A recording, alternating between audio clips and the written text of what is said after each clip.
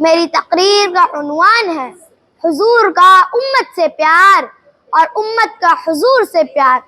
خطبہ مسنونہ میں نے ایک آیت مقدسہ کی تلاوت کی جس کا ترجمہ ہے، بے شک تمہارے پاس تم میں سے وہ عظیم رسول تشریف لے آئے جن پر تمہارا مشقت میں پڑنا بہت بھاری گزرتا ہے۔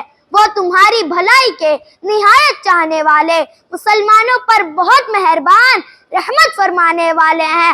عزیزان ملت اسلامیہ، بے غرض اور خلوص و شفقت سے بھری ہوئی محبت ایک ایسی چیز ہے جو جس سے کی جائے اسے بندہ بے دام بنا دیتی ہے، اور محبوب بھی اپنے چاہنے والے سے ٹوٹ کر پیار کرنے لگتا ہے۔ صحابہ کرام رضی اللہ تعالی عنہم کو جب یہ احساس ہوا کہ ان کے نبی نے انہیں نہ صرف کفر کے دلدل سے نکالا بلکہ ان کے ساتھ بے انتہا پیار بھی کرتے ہیں، تو وہ بھی دل و جان سے پیار کرنے لگے اور محبت کی انتہائی حدوں کو چھو لیا۔ تاریخ انسانی میں جس کی کوئی بھی مثال نہیں ملتی، آخری ایام میں مرض کے باعث حضور صلی اللہ تعالی علیہ وسلم مسجد میں تشریف نہیں لا رہے تھے، اس لیے با جماعت نماز پڑھانے کا فریضہ حضرت ابو بکر صدیق رضی اللہ تعالی عنہ کو سونپ دیا گیا تھا۔ وہ 3 دنوں سے مسجد نبوی میں مصلی پر کھڑے ہو کر نماز پڑھا رہے تھے۔ اپنے محبوب نبی مکرم صلی اللہ تعالی علیہ وسلم کے تشریف نہ لانے کے باعث صحابہ کرام نے اپنے سارے کام کاج بند کر دیے تھے۔ ہر وقت تمام صحابہ مسجد میں بیٹھے رہتے تاکہ حضور کے طبیعت مبارک کی تازہ صورتحال سے آگاہ ہو سکے۔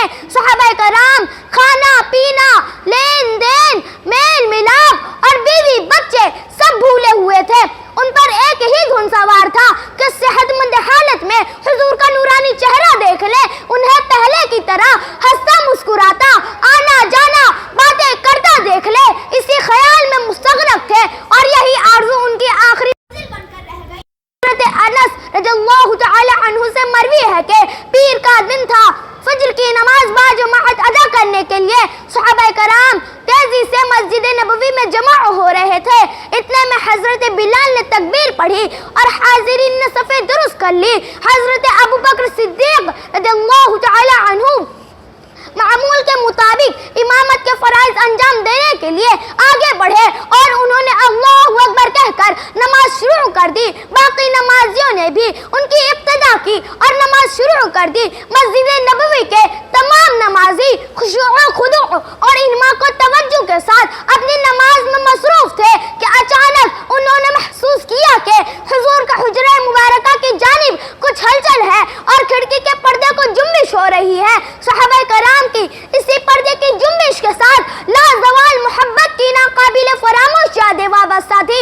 یہی سے انہیں عشق کی معراج ہوا کرتی تھی، اسی لیے ان کی گردنیں سامنے سے ہٹ کر حضور کے حجرہ مبارکہ کی جانب اڑ گئی۔ اب ان کے سینوں کا رخ قبلہ کی طرف تو تھا اور وہ نماز کی حالت میں کھڑے تھے، مگر ان کے چہرے حضور کے حجرہ مبارکہ کی جانب مڑے ہوئے تھے اور نگاہیں کھڑکی کے پردے پر جمی ہوئی تھی۔ ان کے دل متمنی تھے کہ اچانک پردہ ہٹے اور انہیں وہ ماہ مبین نظر آئے جس کی طلعت ان کے آنکھوں کی ٹھنڈک ہے، جس کی دید قرار دل و جان ہے، جس کے انوار ان کے دلوں کا قرار ہے۔ آخر ان کے آرزو کی کلی چٹکی اور دل کی مرادیں پوری ہوئی۔ حضور نبی کریم صلی اللہ تعالی علیہ وسلم نے حجرے سے پردہ ہٹایا، صحابہ حضور کو دیکھنے لگے۔ چہرہ اتنا تاباں اور حسین تھا جیسے قرآن کا ورق ہو۔ پھر سرکار اس طرح مسکرائے کہ دانتوں کے آبدار موتی نمایاں ہو گئے۔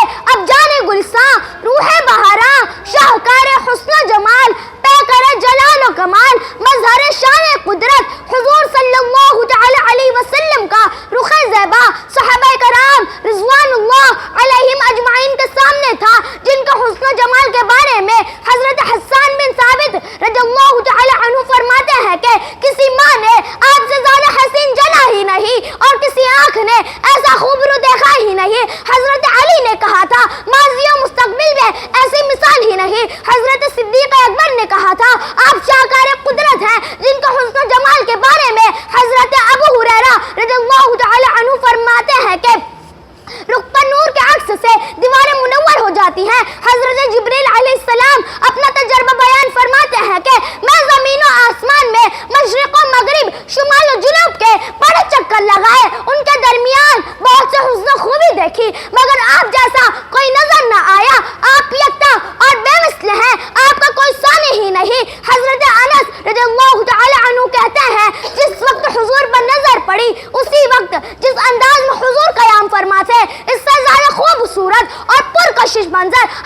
نگاہوں نے کبھی دیکھا ہی نہیں۔ حضرت صدیق اکبر رضی اللہ تعالی عنہ نے سمجھا کہ شاید حضور باہر تشریف لانا چاہتے ہیں، اسی لیے انہوں نے پیچھے ہٹنے کا ارادہ کیا، لیکن حضور صلی اللہ تعالی علیہ وسلم نے فرمایا اپنی نماز مکمل کرو۔ پھر اچانک پردہ گرا اور اسی روز آپ دنیا سے وصال فرما گئے۔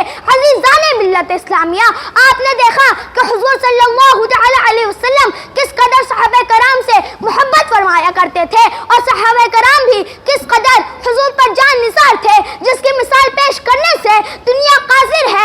عزیزان ملت اسلامیہ، آج ضرورت اس بات کی ہے کہ حضور سے عقیدت و محبت کی جائے، تعظیم و تکریم کی جائے، حضور کے سیرت و کردار کو اپنایا جائے، جس طرح حضور نے دنیا میں تشریف لانے سے لے کر قیامت تک کے تمام مراحل میں امت کو نہ صرف یاد رکھا بلکہ ان کے مغفرت و بخشش کے لیے اللہ تعالیٰ کے حضور شفاعت و سفارش کی۔ لہٰذا یہ وفا کا تقاضا ہے کہ ہم بھی نگر نگر، ڈگر ڈگر، شہر شہر حضور کے چرچا کریں، حضور کے تعلیمات پر عمل کریں، معاشرے میں بسنے والے ہر ذی روح پر رحم اور شفقت کا برتاؤ کریں، غریبوں، محتاجوں اور یتیموں سے حسن سلوک کریں۔